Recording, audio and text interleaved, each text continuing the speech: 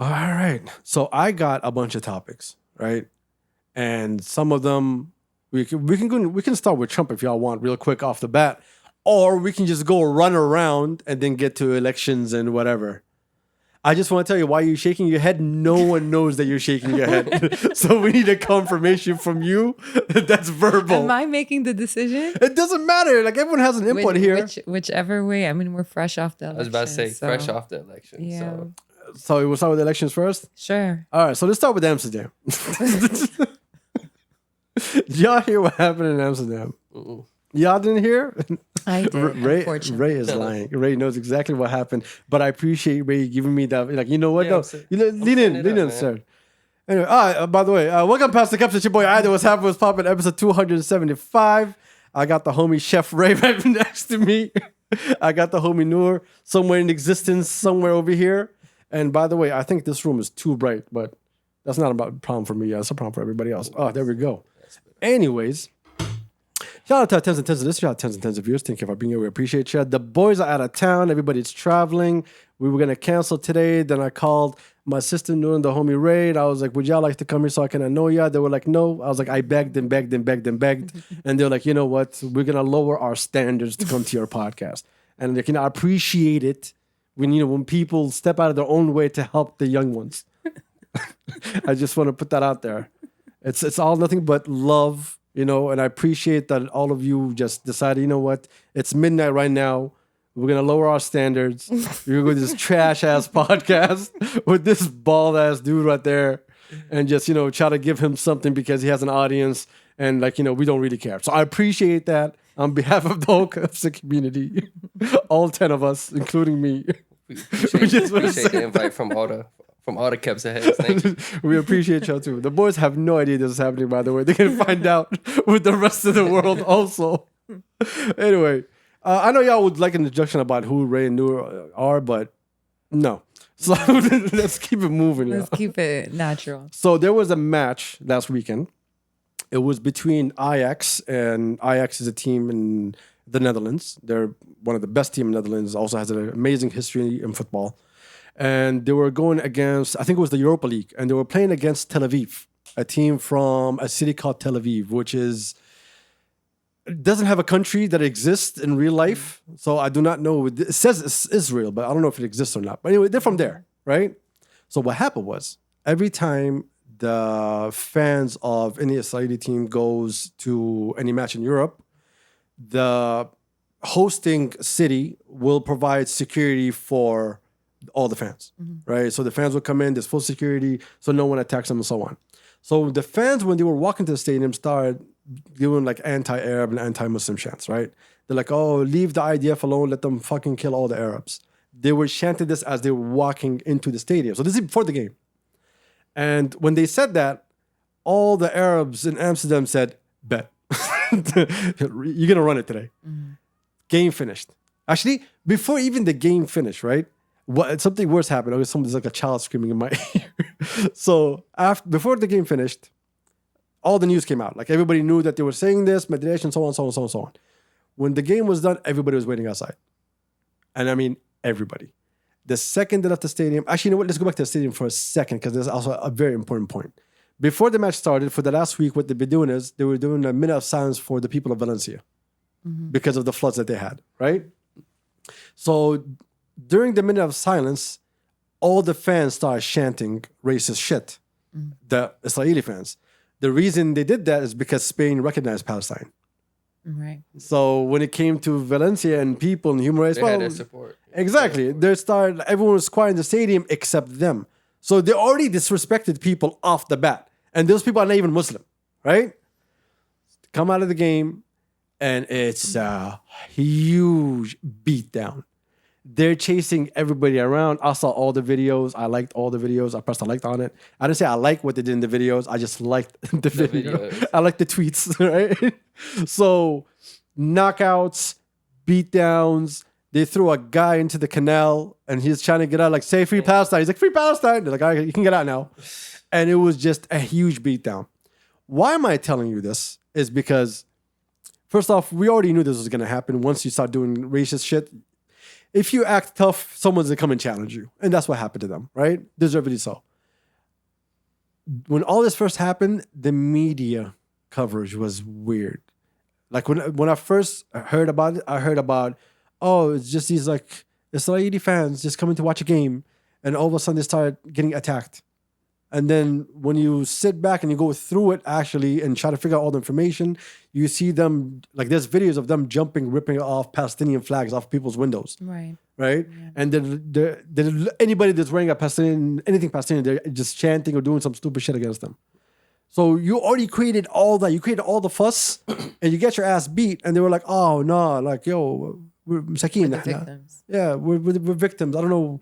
Like, why would this happen to us? Right. Like, I don't know, like, what more could we say to describe them? Because, like, the world already sees it for what it is right now. I think this is the only time, like, throughout life, every time we said anything about Jews, they always, like, you know, even Christians will remind us of the Holocaust, right? You don't need to remind us of nothing, sir. Mm-hmm. Like, right now, when we see it, we see them for their real selves, right? Mm-hmm. And now we get to let the world also see what we've been watching for, like, 70 years. Even though none of us are 70, but you get the point. Yeah. So the next match was supposed to be in Turkey. Oh, you know that was going to be fun. You know that was going to be fun. But Turkey stopped it. They came out with a statement.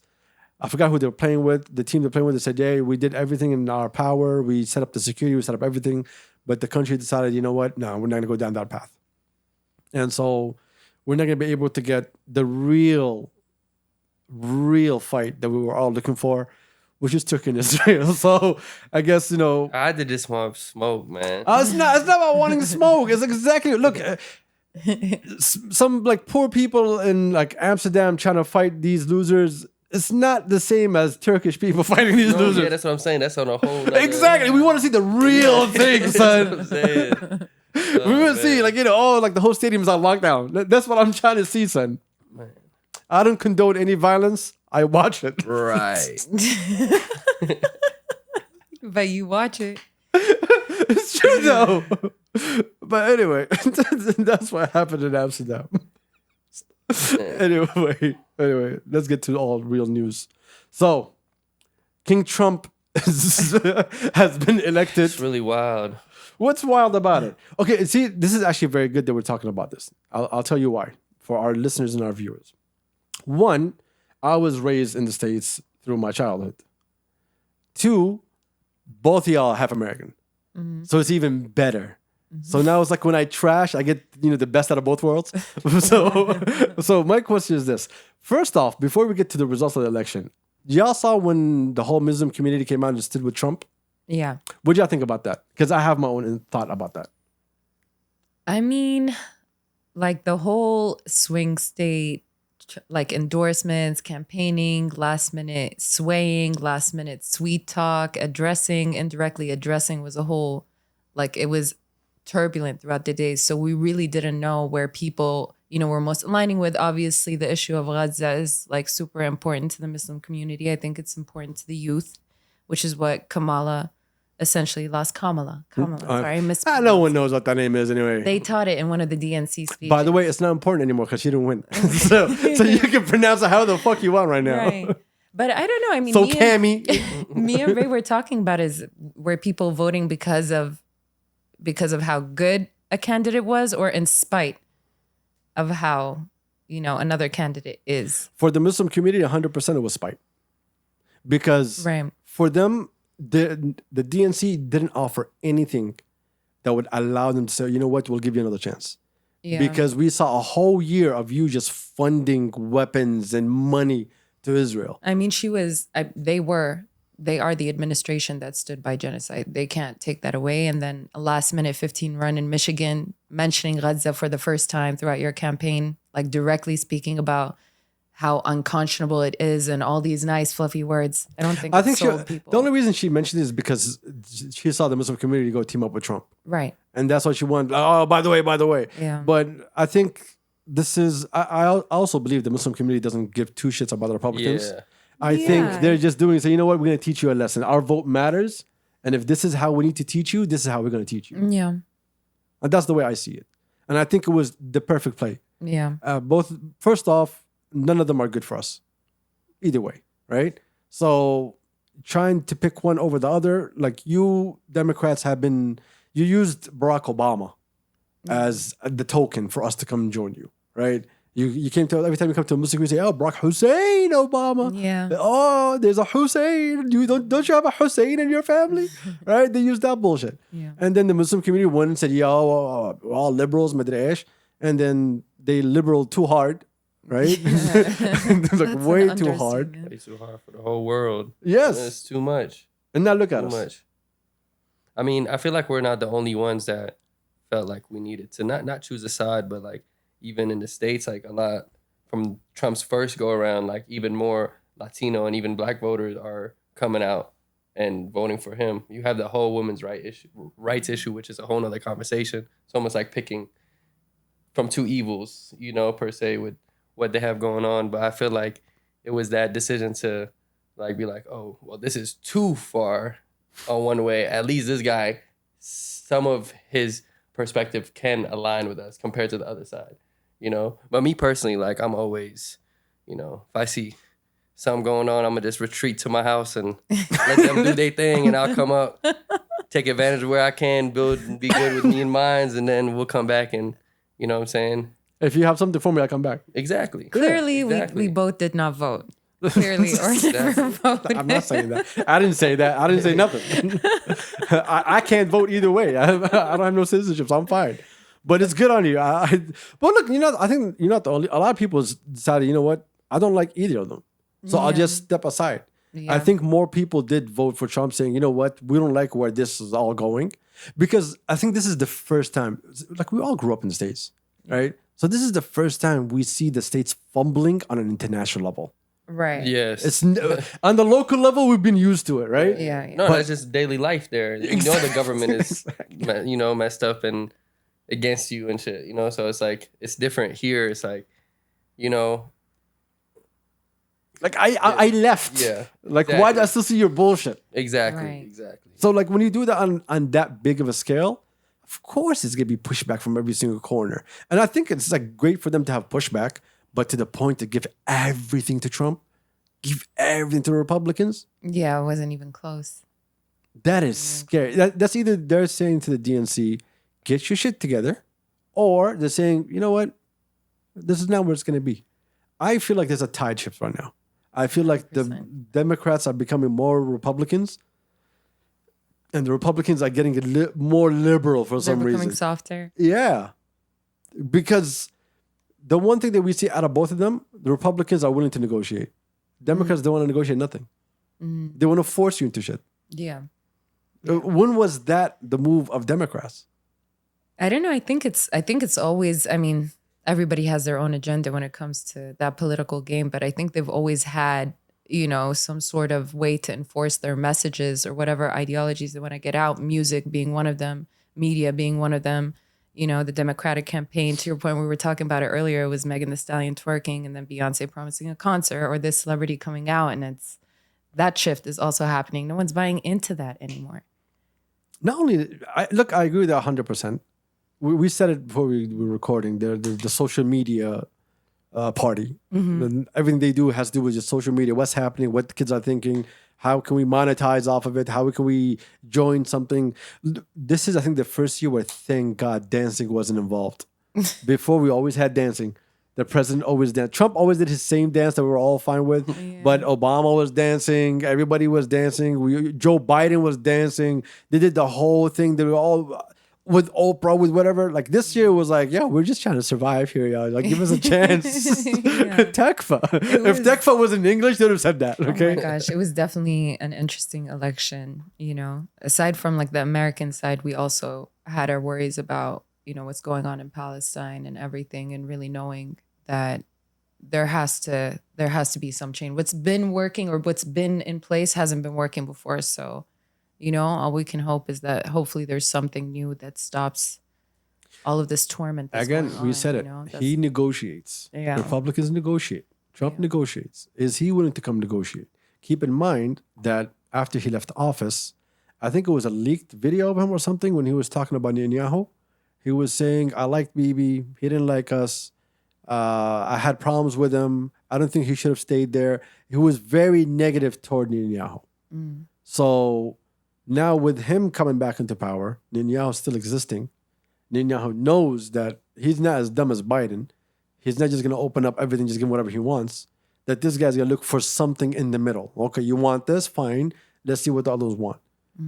So that one is going to be very interesting. Also, there was one interview with him saying when I came to the White House thinking, oh, okay, we can solve the Middle East because, Israel wants a peace deal, but Palestine doesn't. Then I found out that, no, Palestine wants a peace deal. Israel doesn't want a peace deal. Right. So now with the experience of the first 4 years that he has coming into this one, is he going to really make that change? I have no idea. I mean, you see that much more acceptance. Like I was in the States during the whole 2020 election and all that.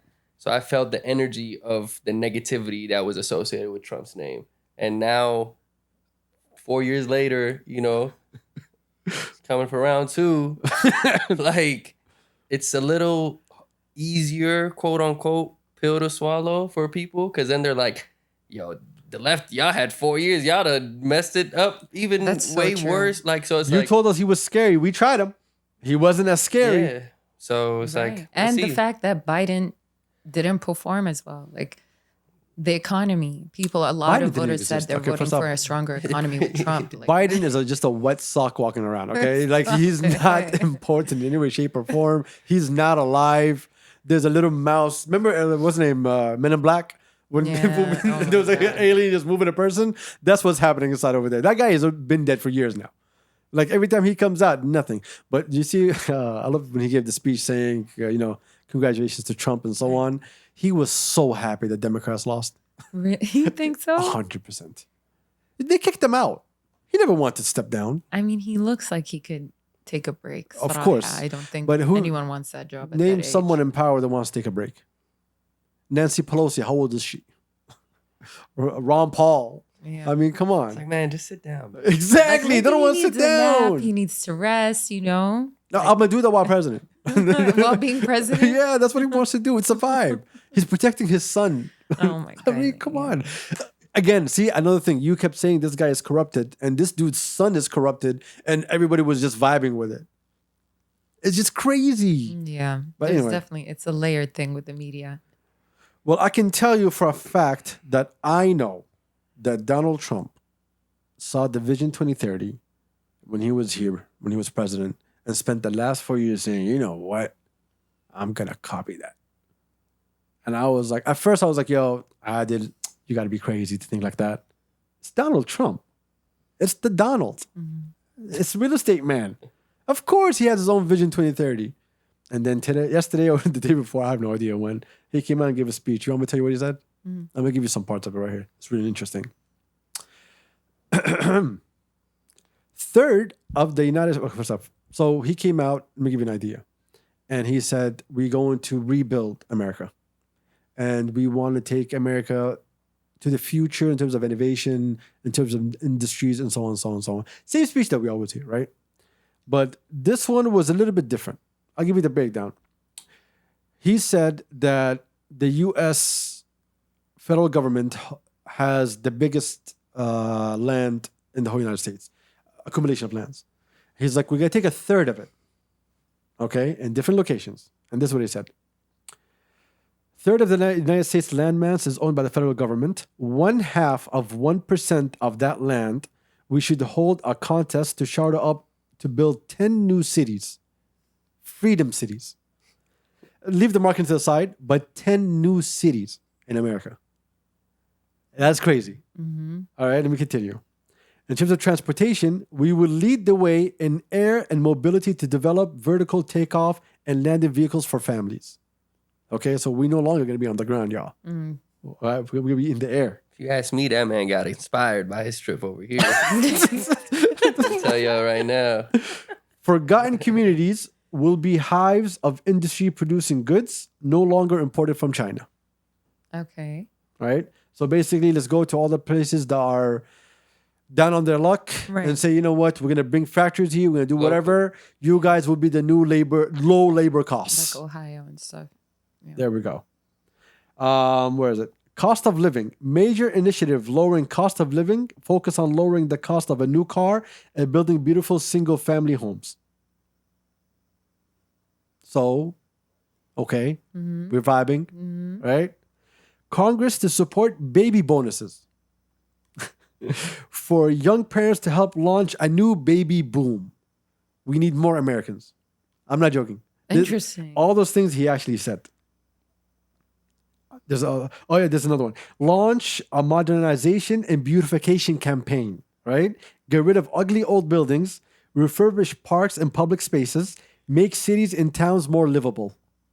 Interesting. All he needed was Vision 2030 at the bottom of down would be ready to go, yo. This was a straight copy, paste, Trump. You can see a lot of similarities. It's very similar. Yeah. But that's very interesting. 10 new cities in America? America definitely needs a blueprint, needs some sort of direction in some sort of way. If you're building 10 new cities, where are you going to put them? In the States? Yes, today. Come on, we all know where it's going to go or where it should go. The Midwest. Yeah, the Midwest. Midwest. Yeah. This is going to go. Y'all been in the Midwest before? The Midwest is beautiful. It's beautiful. I drove through it. But it's dead. it's the Midwest. Yeah. It's empty. But it's gorgeous. And there's a space for it. It's stunning. For sure. So imagine if you put 10 new cities, because right now, like a lot of these states in the middle, like, people just fly over it. They're flyover states. They're not important. Or on road trips, drive through, like you said. Exactly. You did, yeah. So if I put 10 new cities in the middle of America, that's 10 new cities with 10 new identities. That's 10 new stops. That's 10 new spots for tourism. If you just get Americans to go visit that city alone, you'll make your money back and plus. Yeah. So that's going to be very interesting. Yeah. But at the same time, are you going to build all the cities like in the Midwest? You still need something by the beach. You need something vibey. But I don't know if you can do it in the West Coast. I mean, you got the South. West Coast is saturated. I know. South. South is saturated. Where would you No, but put there it? is some country, like, there's some space in the South. There's always space in the Yeah, South. Always space in the South. Ray is so biased towards the South. I know. It's crazy. Nice, humid, good soil. Good soil. Produce. Good The produce. islands right there. The good produce, I agree with you on that one. The soil, bro. The soil, yeah, Subhanallah, yeah, the yeah. soil, I agree. bro. I agree. I agree. Like, I agree. The soil is good. I agree. Like, amazing soil. Amazing. Yeah. Yeah, I agree with that one. I agree. I'm telling you. You just plant something, mashallah. Straight. So if you can do 10 cities, I actually, like, cities aside, the modernization and beautification part, Yeah. that's very interesting. That's really cool. Because, like, it needs that. The U.S. has been needing a facelift for a long, long time. And who is best to give it? Donald Trump. He'll put his Trump logo Yes. plastered everywhere. But I thought all of that was very interesting. Yeah. Coming off the bat saying, yo, I'm going to do this and this Here's and a this and this and vision. This is the goal. this. He didn't say Vision 2030, of He course, didn't, but that copyright kind- infringement and stuff, but, it's not like he call it cared. something else. Yeah, exactly. The Donald view. The Donald view. The Donald view. But it's very interesting to see right now. Like right now, January can't come any faster, right? We want it to be here. We want to see what this dude is actually going to do, and how is that going to affect the whole region? Because right now, like, we really have no clue what's going on. At all. We're all just sitting here. All we know is Trump is going to be president for the next 4 years, which is crazy.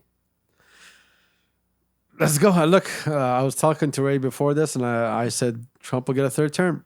He'll find a way. He'll create something. Ray told me no. Adel. He actually says like, no, Adele, no. We can't allow that to happen.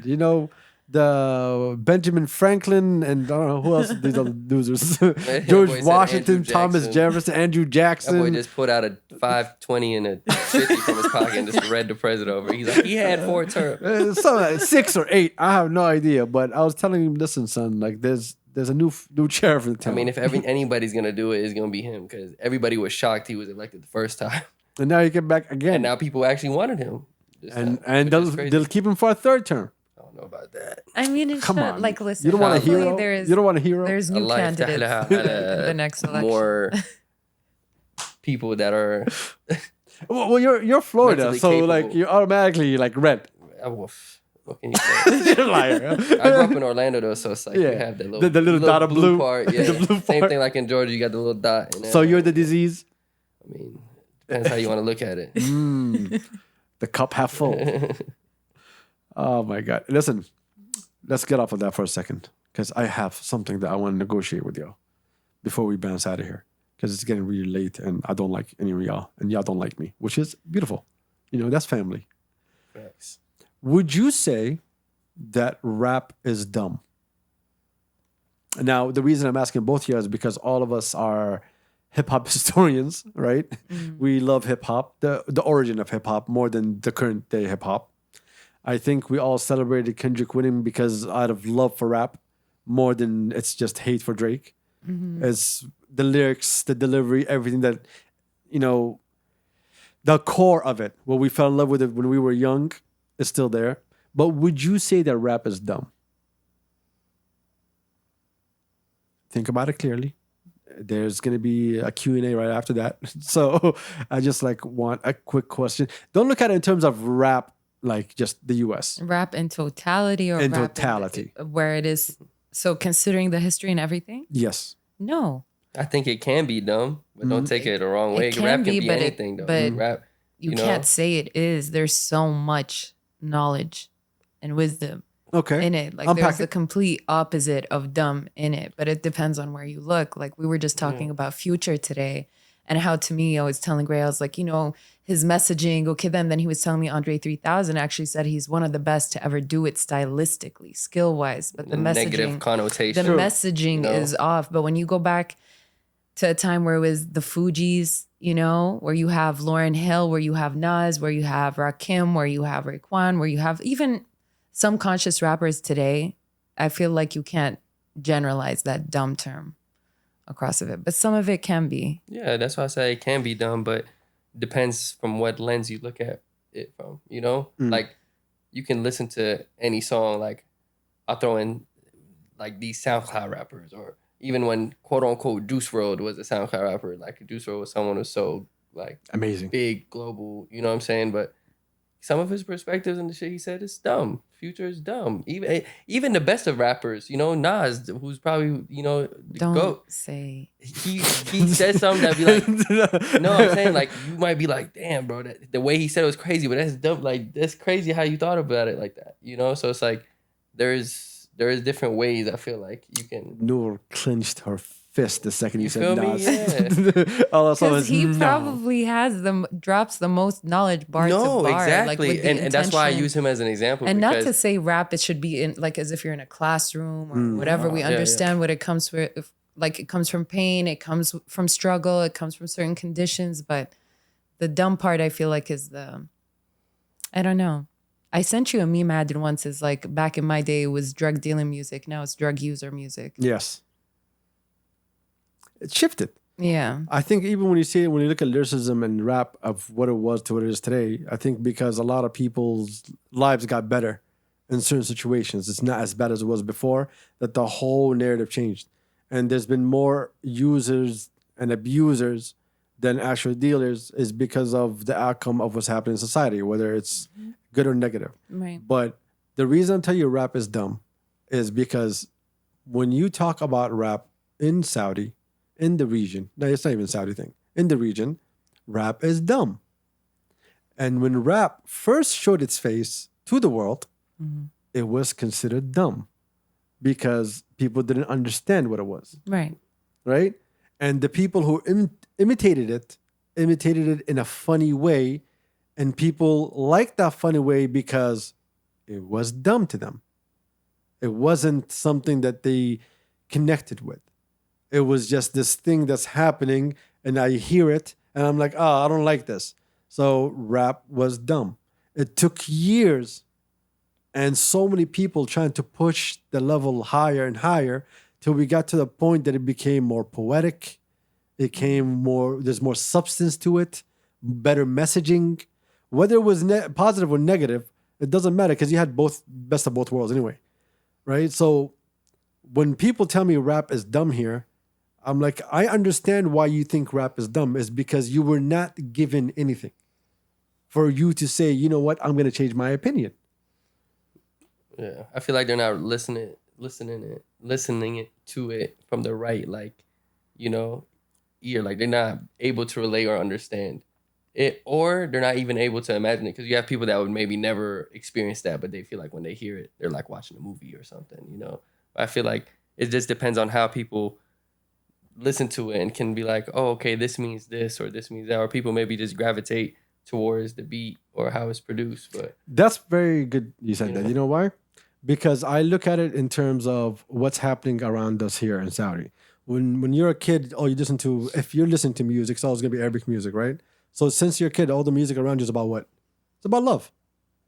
I was listening to Mob Deep. I know, me and you, we're different. We're not saying that we would listen to it. None of us Yeah, here yeah. listen to Arabic music. Yeah. But I'm talking about the common Yes, person in yes. Saudi, Yeah, not us, okay?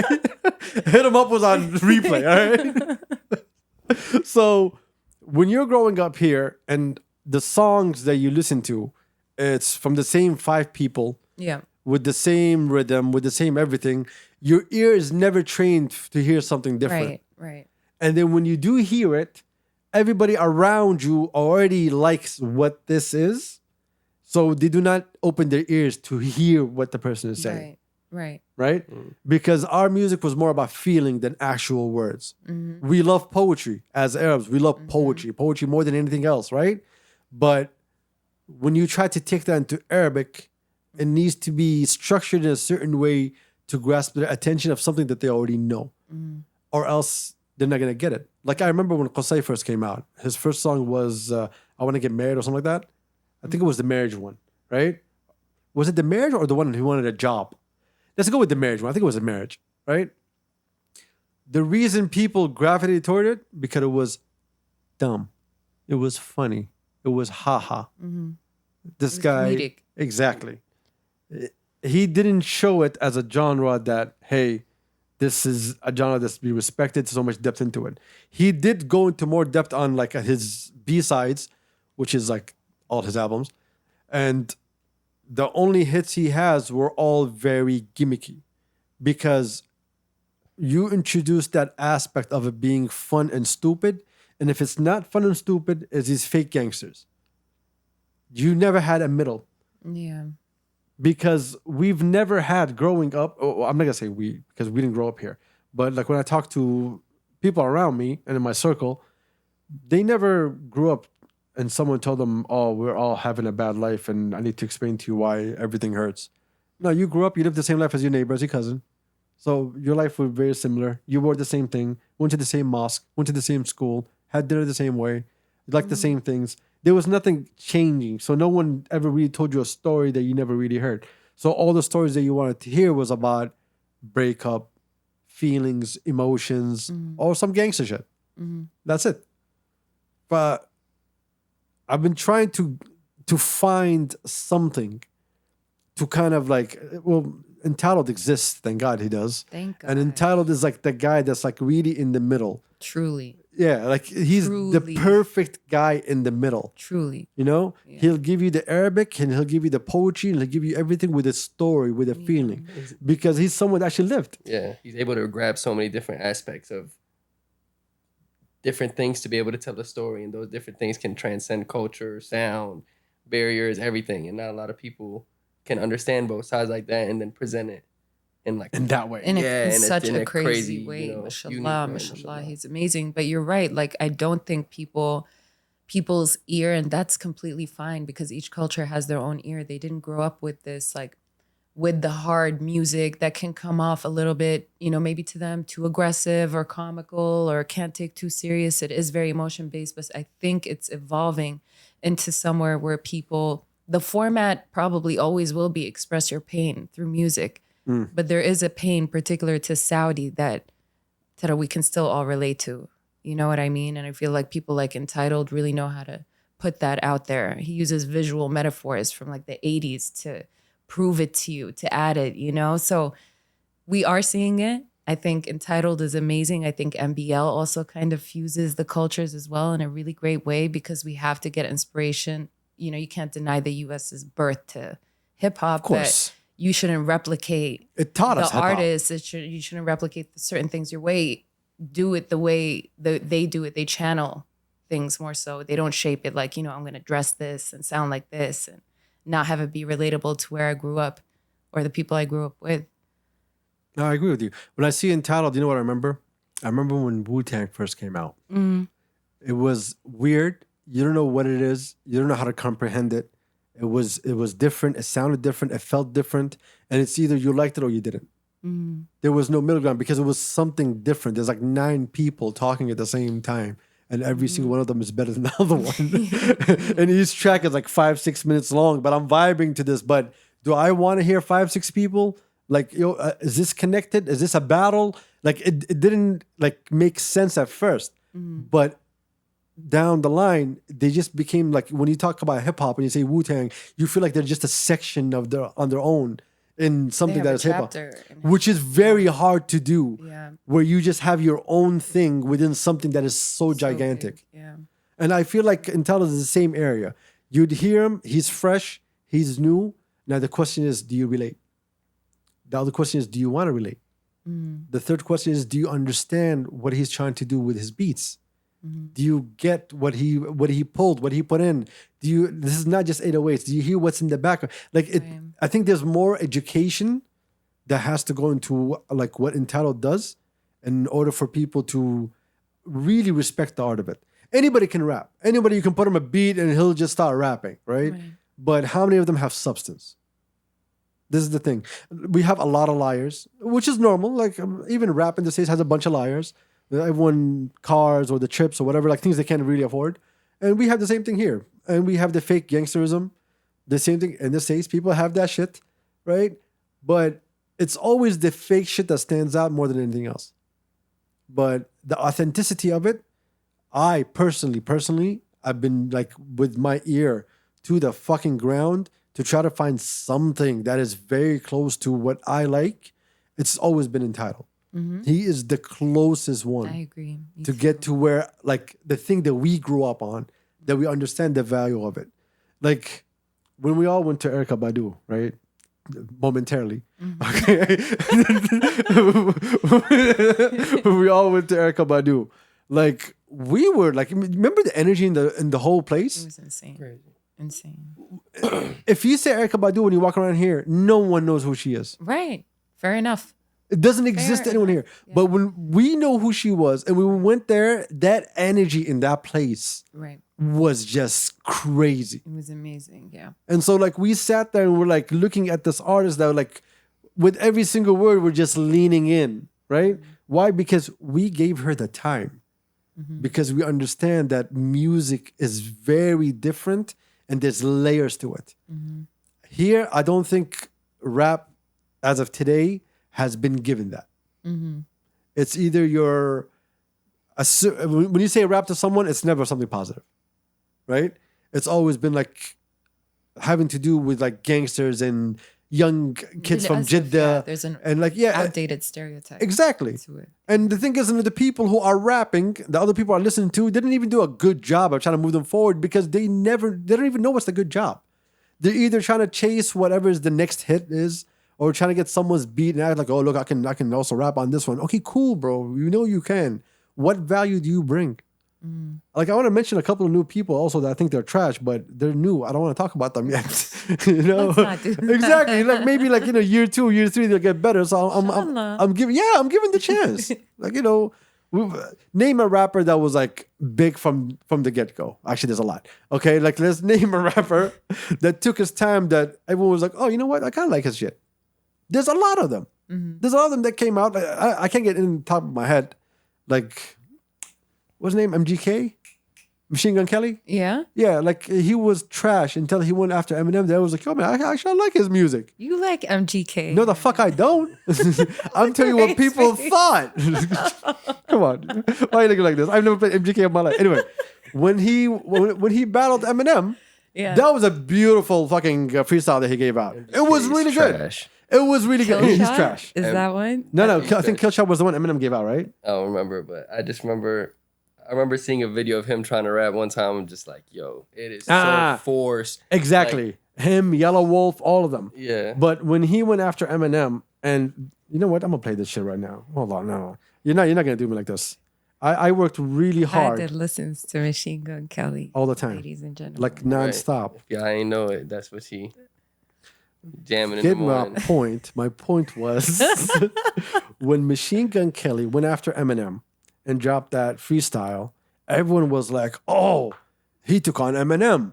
Oh, we like his freestyle. Oh, this is gonna be a crazy." This is before Eminem automatically killed him, Yeah. right? This is when he first dropped.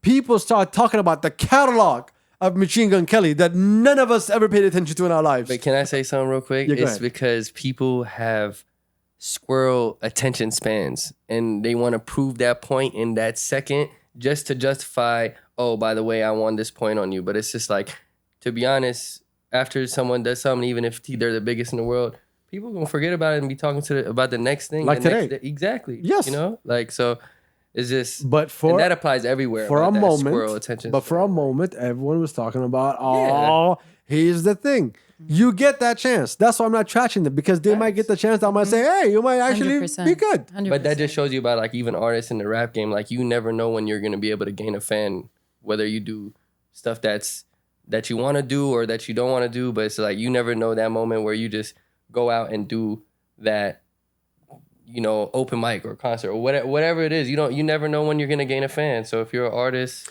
You know what? You Fuck know? Machine Gun Kelly. I'm gonna give you something else, thank Thank God. you. even better. You never heard the track against when he dissed Eminem? I don't know. I just assumed it was. No. Fuck this. I'm gonna play this. Hold on. No. You're not gonna do this to the goat, the white goat. Because we all knew he was trash, but this came out. Oh my god, Ronnie. Hey, somebody grab him some clippers. This fucking beard is weird. Tough talk from a rapper paying millions for security a year. I think my dad's gone crazy. Yeah, Haley, you right.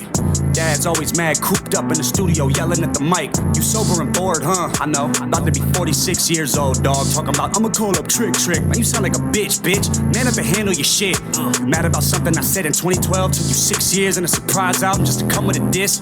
Homie, we get it. We know that you're the greatest rapper alive. Fucking dweeb, all you do is read the dictionary and stay inside. Fuck rap god, I'm the rap devil. Come a bare face with a black shovel like the Armageddon. When the smoke settle, his body next to this instrumental. I'm saying, I'm sick of them sweatsuits and them corny hats, let's talk about it. I'm sick of you being rich and you still mad, let's talk. So when this came out, everyone was like, yo, what is this? Because it didn't sound like the old trashy Machine Gun Kelly or the trashy right after that Machine Gun Kelly.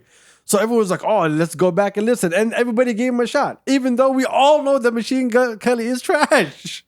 And Yeah. just to be coming after Eminem like that, like Eminem is like Eminem killed him, the though. whole come- era. Yeah, Eminem with Kill Shot just destroyed the living hell out of Yeah, him. man. So it's like, Then I have a better example for you, because since you hated on my example that was For an artist that you waited on that you appreciated later.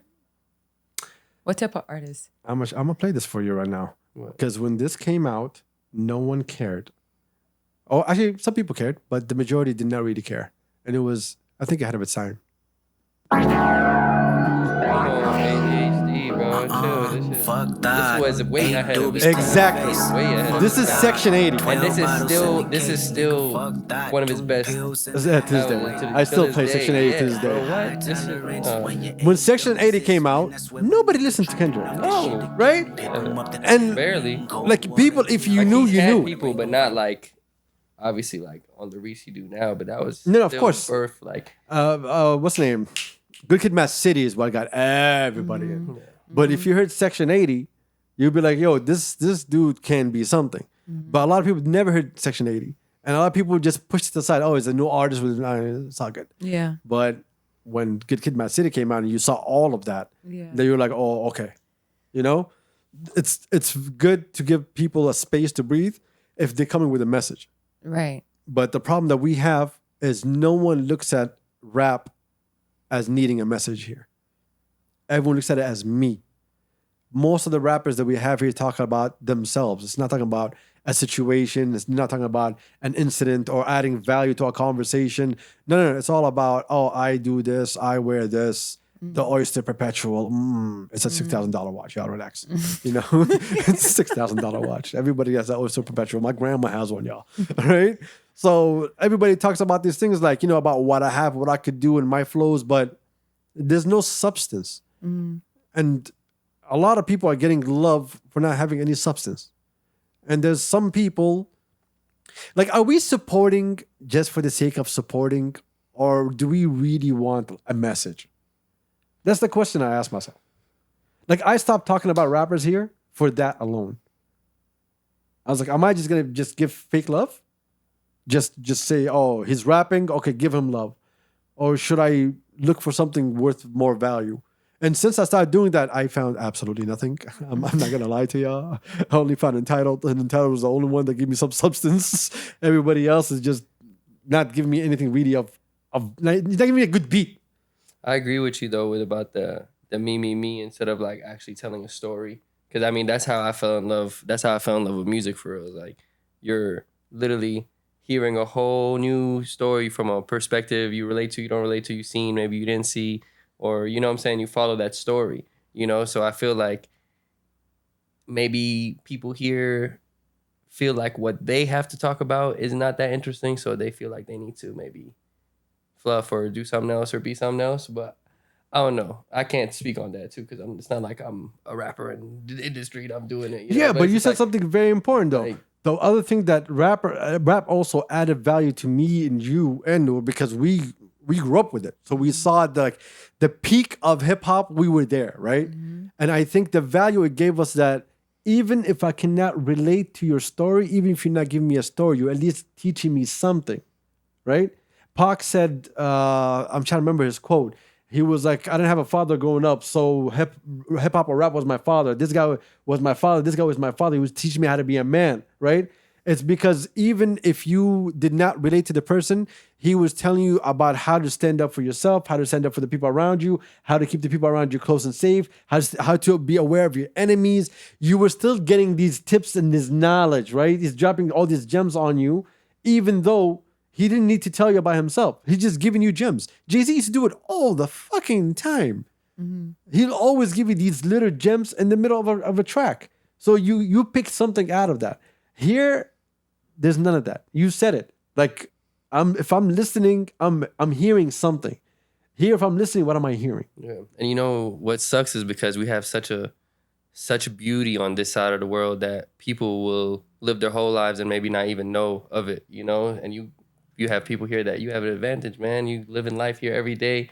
And even if you're even more blessed enough to see the other sides of the world, to build other perspectives and different storylines that you might be able to, you know, someone in the States hear your song and now he knows how it feels to drive down the street. I couldn't ask for Jiddo to hear, you know, like, dang, I never been to Jiddo. I never been to, but it's like the way y'all rap about it, the way you talk about it. And it doesn't only have to be in music. It can be in any, you know, form of expression, film, music, you know, your work, you know, what you're doing, projects you're putting together, like it speaks volumes, you know, but needs substance. You need something to pull the people in, not to be different, but to be yourself, you know? And that's where a lot of the stuff, like, The sameness. Yeah. There's a lot of the sameness. yeah, like you Out being there. different is good. Being unique yourself, like you should want to put that out there, you know, even if you don't quote unquote fit in, or you might get 10 no's, but that 11th one might be a yes, you know, and you don't need anybody's validation anyway. You just got to keep on grinding, especially if you're an artist.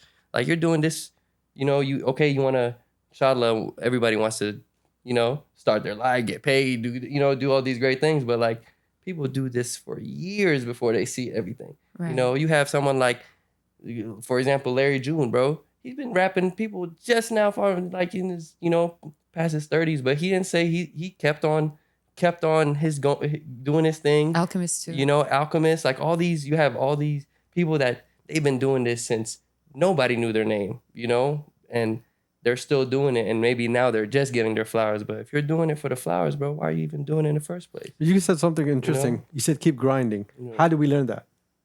We learned that from watching other people keep grinding. Yeah, and just your own like moments of conquering your adversity. Everybody has that in their own lives, like your own tests, you know, like to where. Can I tell y'all something that I noticed, and as it might sound negative, but that's the vibe.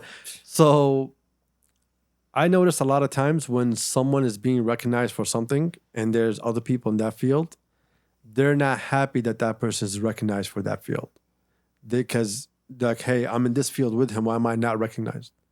And I've noticed that a lot in different sectors, let's say, or in categories of people or entertainment, whatever the hell it is.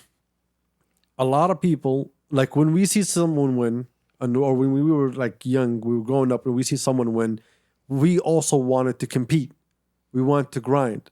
We respected what they had, but we want to outdo them. I feel like here, whenever someone makes it, let's say in rap, the first question is, why him? It's never he deserved it. But I feel like if we want people to keep grinding, I think the community needs to also look in the mirror first and accept that someone needs to lead and support the person that's leading so it can open up more doors for all of you. This is how I look at it, because at so many times I've sat around people and like, oh, look at this guy, he's being recognized for so and so, and they sit there, ما عندهم مسالفة مدري ايش, oh, do you know that he used to do this and this and this and this? It's like, bro, like I never asked for any of that shit. I was just happy for my friend, man. So let me just be happy for him. Like there's people that we love what they do, and other people like deeply, deeply hate them. But they hate them because they did the work that they wanted to do. Right. So we don't have that grinding mentality. That's why when you look at every single thing, I can't tell someone to keep grinding in it. Do you know why? Because everyone's telling them, listen, if it's not working for you, just go do something else.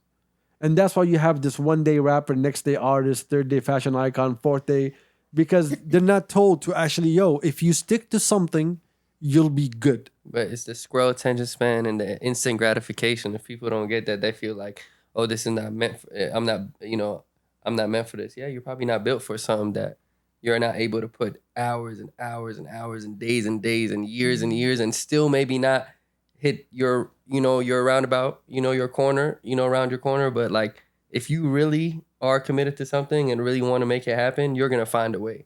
There is going to be a way, like it's about time, and about. Let me ask you from your perspective, patience, maybe. Because you were into, production and film and so on, right?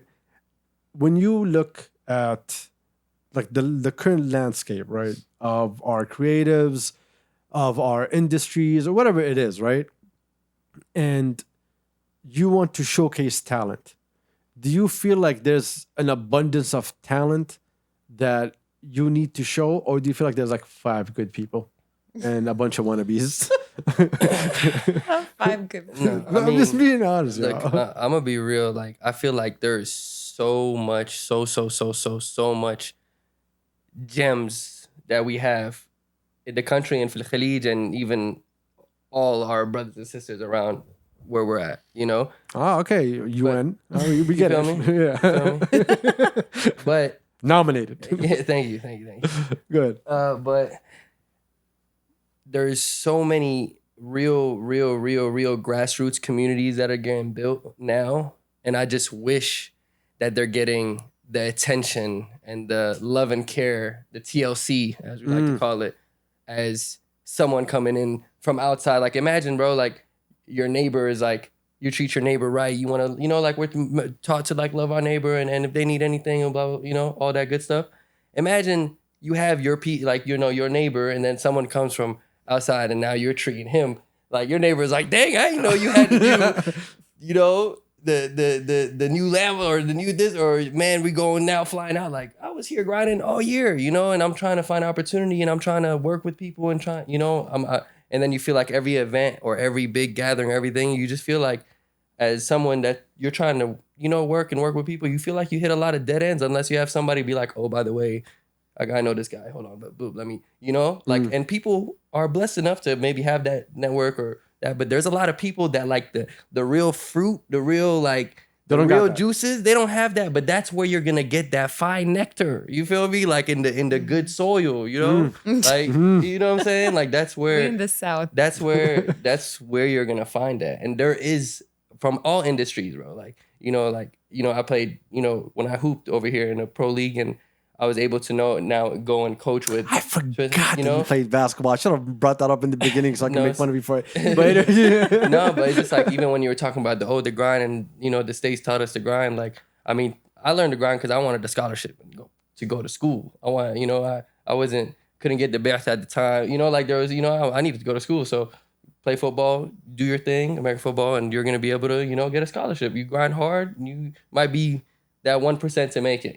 Fast forward, coming here and being able to even connect with the youth. Shout out Swish Academy in Jeddah, like being able to really coach with them and be right there with the kids that are like, oh, I like this game. I remember like my first days in the DMV when I fresh off of Saudi and I'm playing organized basketball there, and that was like, I could fall into that, and that's what led me to follow a career in sports just up until it's still now in my life, which not a lot of people are privileged enough to, play a game and, help themselves from it, So when I see these kids and like, even when I'm coaching in Jeddah, you're able to see these kids that are actually have talent and they're the raw talent, but they need that real support. I was with this coaching this kid in Medina and mashallah, man, 6'6", but he don't have the support system. He can't just be like, oh, I'm gonna hit up this trainer and go. No, he's probably gonna have to drive all the way from Mecca to attend these things. If it can come to 2 practices, but then it's like, well, we only have this one gym and like you have these certain issues that like, man, our ceiling can be so high if these problems are solved. You know what I'm saying? Like in the States, you have the county district that makes sure this is good. Everybody has that. Sports is very, they taking care of that industry in a sense. Like a lot of the other industries. Similar to what Ministry of Sports have been doing the last 4 or 5 years. Exactly. They've been working on that grassroots level. Exactly. And you're seeing that like even my nieces in Jeddah, mashallah, they have the opportunity to play all these team sports and seeing them learn, you know what I'm saying? But then it's like, you need to broaden that grassroots to everything you're doing. You know what I'm saying? Because even I'm going on all these different tangents, but even we're talking community grassroots, Lad, mashallah, in Jeddah. Look, every time you mention community, Lad comes to mind because automatically. They're a pillar, bro. And they don't get the support and the love they deserve. At all. And they did it so right. Like they did it in a way that you can go and blueprint what they did. You'll never be able to copy paste them because mashallah, they're the most beautiful, amazing people. Shout out to Lad, all the boys from Lad, you know what I'm saying? Except Rex. Shout out Rex too. No, not Rex. Not Rex. He's too big. He's too big. He's the industry now. He's the industry. He's too big. That's what happens when you're on the grind, man. But, shout out to Rex. Yeah. Rex is the grind. You feel me? Like there's not a time where he's not like, yo, I'm doing it. He's always trying to figure out, and he's the most beautiful. When I say Lad, and you're like, oh man, that's the first thing that popped in my head.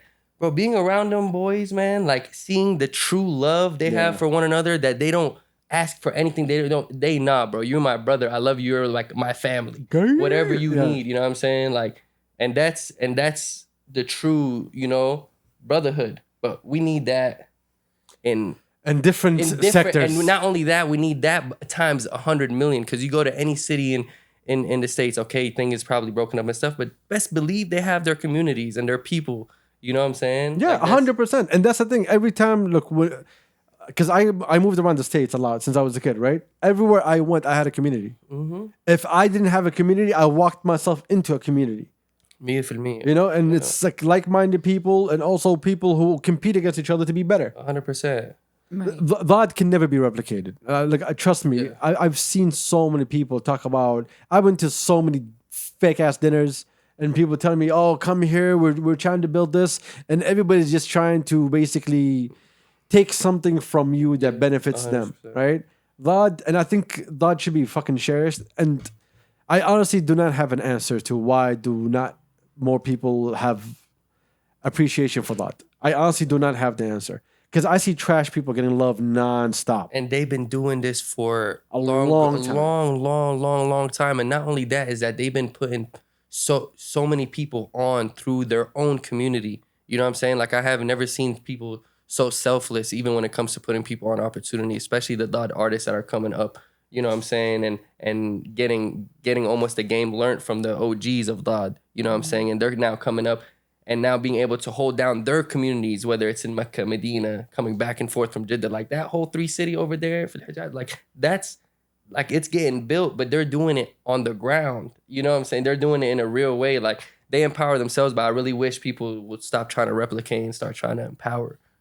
Look, that's the thing. In Jeddah, I said this thing on the podcast before. Like if I could do this podcast again, I would do it in Jeddah because there's a sense of community there that you're not going to find anywhere else. And at the same time, not looking only on that, I look at what Gedag and Urban Lot are trying to do together Facts. also, Yeah. which is very similar to Very, what Dad's very trying to do. 100%. They're amazing. And they're looking at it also from like a grassroots level. They're looking at skateboarders and so on and so on and so on. Yeah, it's that same, mashallah, from the same niyyah, you feel like too. You know what I'm saying? Even like with, Geleg, Urban Laws, shout out 16th Street, like all these guys, they all work off one another in such a beautiful way, and always have each other's back when it comes to drops or events, or, they're always looking to see how they can help each other, because they're doing it for the love of each other, but also the love of the country and where we want to build. Like, and that's the ultimate you were talking about, last time we were having a conversation, that quote unquote American dream. You have that Saudi dream. Yeah. Like, like we all moved back. We were here. We moving back, and we're like, wow, we want to have something that we can claim as ours. Because we saw, even growing up in the States, being a part of maybe that diaspora, like you always try to feel like, oh, you relate to this, but you also brought like what was yours. You know what I'm saying? Like, I would love to have, my Haitian brothers, shout out Maul, they're trying kunafa at the crib. Mama's making them I love kunafa. that. You feel me? Like, I'd love like, that. like you're really getting a taste. But we have such beauty, like, Shout out here, to Maul and his amazing wife. Yeah, shout out Maul, Kyla, Big Nazalox, Wave Visuals. Marcel, You feel me? everybody. Marcel, We can get the list out. whole- the melodics, Yeah, man. everybody. Jen. Rocking, man. You're rocking, bro. But that's the thing. Exactly. You said it. There's something there, bro. It's something that people want to build. When we were talking about like the Saudi gym a second ago, I think 2 weeks ago, I got invited to a dinner, and I met someone. She's from New York, right? This very old, crusty white lady, and she was talking. She was like, "Give me like a reason, like I want to hear from your point of view. Like why do you think that American companies should be invested in Saudi?" I was like, you guys built the whole fake image of an American dream, right? She was like, I don't think it's fake. I was like, it's a fake image. All right, there's no American dream anymore. No one can afford housing. People can barely survive. Let's be honest, right? I was like, the dream that you guys taught me when I was a kid that I could have, I did not see it there when I grew up, because all my friends are still struggling to today. But I see that dream happening where I'm at. Because the difference between us is we have one leadership. That's not going to change.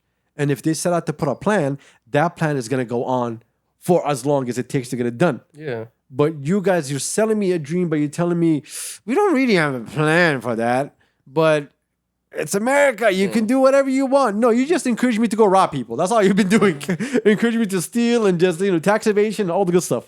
So, like, it doesn't make sense. Yeah, But it's a- here, I feel like, I can build all of that. But at the same time, it needs a village. Right. We don't have a village. I mean, hopefully we get to grow one. Well, that's what we're trying to do here, Noor. Like, you're trying to grow a village. Like, I didn't walk bald for Ray to fly with all that hair, okay? There was, like, a lot of sacrifices that I made. My bad, Ray. I love you, bro. Champs is not here. It's kind of a problem. I got no one to hate on. Okay. Turks is out of town. Number one, it's not important. It's not important. So, like, someone has to get this heat. So, anyway, I think y'all get the point that we hate each other here also. But we want to build a community. though. build a community. That's And it also doesn't- hating. I don't think it needs to be like the overly advertised. We are all unified. We all agree. We need to be, walking on eggshells. It is rough to be yourself. I don't think people talk about what that comes with. We all know what it's like. We all know that, if nobody's talking shit about you, you're not doing anything. So it does take a lot for people to, I'm not saying this about myself, but I feel like for anybody, even that's listening, is to like kind of stand in your own and be genuine. That within itself is a first step to building a community. That's what I saw in, let's say, Lod. That's what you see with Geleg, is they're unapologetically themselves. And if you don't like it, okay, fine. Go find another community. Go find another village. I just think But it there's still this needs a community. sensationalized term of village or family when we met twice before. It's like, there's a lot of gatekeeping that comes with gatekeeping and jealousy. Like, for example, people resist, which I don't get, to share numbers of contacts that can help people. You should be share the email. If you're traveling and I find out you're somewhere, you need to go to a studio, I'll find there's nothing that anyone's gonna lose from that, especially if you're giving it. So I think there needs to be like, baseline reality check. It's not all flowers and ponies. That's okay. but just try to be true to yourself and not hate so much and find people you align with. Each person can birth their own type of thing 100%. here. And at the same time, I mean, a lot of people talk to me about like, why do you love Entitled so much? Why you always mention Entitled more than anything else? And I tell them, this is like our community. Like we want to see him the best. Right. I don't want nothing from Entitled. I want to see him the best. 100%. I want people to see the person that I like. Like, this is how much I think this guy is amazing. So please look at him. Right. You know, in the same way with both of y'all. Like I told you, I was like, y'all need to come on the podcast. Y'all told me no. I was like, lower your standards. You're gonna enjoy this. And look, we're an hour in and you're enjoying lowering your standards. Lower your standards some more. But it's the same thing. We talk about a lot of people that we want to support and build a community with, but there's a lot of people. I think people mistake a community with jobs. Right. Because some people be like, yo, I want to attach myself to, this is just an example, Ramadan, don't get angry at me. I want to attach myself to like Middle Beast. Like why? Well, because they're the music company and I want to be in music and I think they're the right people. And I keep telling them, I was like, you do not need to attach yourself to Middle Beast if you want to be in music. You can be in music and you can be found by Middle Beast. Middle Beast has employees, sir. They're not DJs. They're not musicians. Some of them are, but you need to approach them as that. Do not approach them as the employees. So you need to like be careful where you're trying to put yourself and fit in because it does have a reflection off of you. And if you attach yourself to music, Middle Beast will find you. You don't need to go to them every single day. Hey, look at me. No. You just need to put in the work. And you have a whole like million ways of seeing them. You can go to XP, you can go to whatever. You'll always find a way to see for Middle Beast to see your work. But you need to work on that. You need to work on building that. You need to work on people alongside you. Because if you open the door, if let's say I was telling this, I don't want to mention his name because it's still fresh. I was like, if you do this and you get recognized, how good would it be when you say, by the way, you guys like me, and look at these other 5 people behind me. Right. This way, you bring in more value to them. You bring more value to the community, bring more value to the industry. Mm-hmm. So having more people that do what you do is valuable. Right. It's not less valuable. Being the only person that does something is not amazing. No, it's not. No, it's not. We were talking about that. Surround yourself with people better than you. Like almost every time you would hear someone pop off in New York, it was like, they have a creative with them all the time. They do all their visuals. They have a photographer with them. It's a part of their camp, and that's what really makes the whole package stand out. I mean, if you look at Humankind, do you even know what label is promoting his music for it to be charting #1? That's actually true. From India. Nobody knows it. Isn't he the official walkout song for the NBA? Yeah. A song from India. So it's also, maybe stop looking at the noise and the big names. Just stick to yourself and produce quality work. And we see it. Not half-ass work. I mean, I'm not going to judge on what's been out there, but it's very clear there are standards out there. One of them being, we'll make it easy. Look at Humankind. Look at the visual. Look at all of those things. He shook the globe when he dropped that. Shook it. Like I even know Indians were hyped about that. They're like, it connected with something, but you didn't get mad? It connected abroad. What? The first time I heard him, I wasn't paying attention. I thought it was Ray on TV. I ain't gonna lie to you. The first time I heard it, I was like, yo, is that Ray talking somewhere? And then I pull up and I see him, wait a minute. I'm like, okay, no, it's not Ray. Thank God. I'm saying it in a positive way. Shout out Kerala, man. We got people out in Kerala. I know you do. You got the gang out there. Global. I know. Street food all the day. So, I think it's honing in on your craft. Surround yourself with people better than you to be able to produce the visuals for you, for it to lock in permits for you, to do your bookings for you. I don't know what it could be, but you can't do it alone. Everybody has a huge team around them. Every star that you see, trust me. Yeah, and so many times you've helped us out. We never really mentioned it or said anything. And at the same time, exactly. Vice versa. The same thing, exactly. Yeah. Sometimes you request things and we just like, yo, let's push it and just move forward with it. That's fine. The same thing with Ray. Like this podcast got me like, I think like you, especially you, Ray can kiss my ass, right? Like one of the best people that I met on this podcast was meeting you.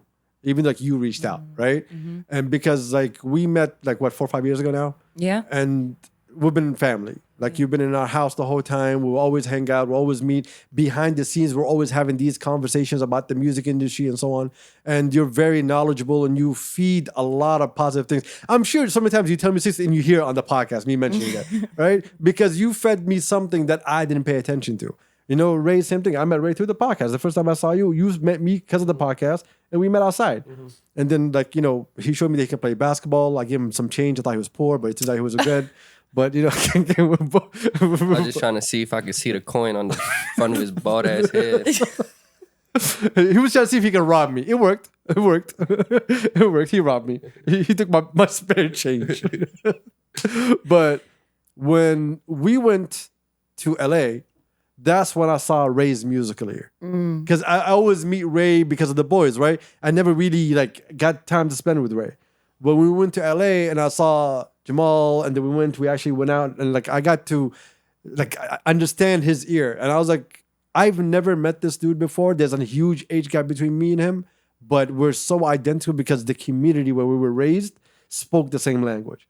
So this way, it was very easy for me and him to connect because a community that raised me and I grew out of it a long time ago, he went through the same process in a totally different state, in a totally different place. Right. And when we met, we can speak the same language because community is there. Right. And that's something that we lack over here. Right. We lack community and we lack leadership. Right. Two things are important to make anything thrive. Within the community. Within the community. Of course. Yeah. This is one of my favorite episodes out there, right? So I can hate on everybody. And the two guys are not here to stop me from hating. Should we be doing something? Nah. No hate. We don't hate, man. Of course you don't. No, this whole episode never happened. All about love and community. Go say hi to your neighbor. So that's what happens when you live in Jeddah. Send them some dates instead of telling them all that goodness. It's the humidity. That's what happens. It's the humidity. It's good for the skin. It's good for the skin and bad for the mind. I'm telling you. Oh, I Like said, Salem. my God. Shout out to our tens and tens of listeners. Shout out to tens and tens of viewers. Thank you for being here. We appreciate you. Thank you, Noor. I appreciate it so much. I hope you come back and do this again. For sure. Thank you, Ray. I hope you come back and do this again. I know you won't. By the way, Ray is working on this great fucking concept. It's for a documentary that we cannot mention because he'll swing right live on air. You just see a fist in my face. But I would tell you, like from my own point of view, it is very, how can I say this so I don't get punched in the face and I don't leak anything? It's something that we need. It's something that is never talked about. And you're going to shed light on something that I don't think we've ever had in our mind. Facts. And so I know it's work in progress. It's going to take a minute, right? But hopefully next year, this time, hopefully, maybe before, maybe after, we don't know. But hopefully when that works out, I can't wait for you to come and talk about it over here. Inshallah. No, really, like I'm really excited. If you let me leak the trailer, I'll leak the trailer right now. I'm just telling you. Y'all tune in, man. Inshallah. So hopefully you're going to see Ray again. But this time, he might actually like being here. Anyway, shout out to y'all. I appreciate you for being here. Thank you so much for holding it down when the boys are out of town. I don't want to sit here like a psycho talking to myself. Because these guys want an episode. And also, yeah, like y'all need to thank Noor. She's the reason, like one of the reasons that we came back to the podcast, so it would have been canceled. So shout out to her behind the scenes. Shout out. Community is what we're talking about. These are the people that keep giving me energy whenever I don't have it. And I want to say thank you to both of y'all. I really appreciate y'all. Seriously. I never get to say that a lot because the people with me on the podcast, I hate both of them. So fuck them. I just want to say that out loud. Boys, get back safe. There's a lot of hate left. Come on. Anyway, we out. Peace.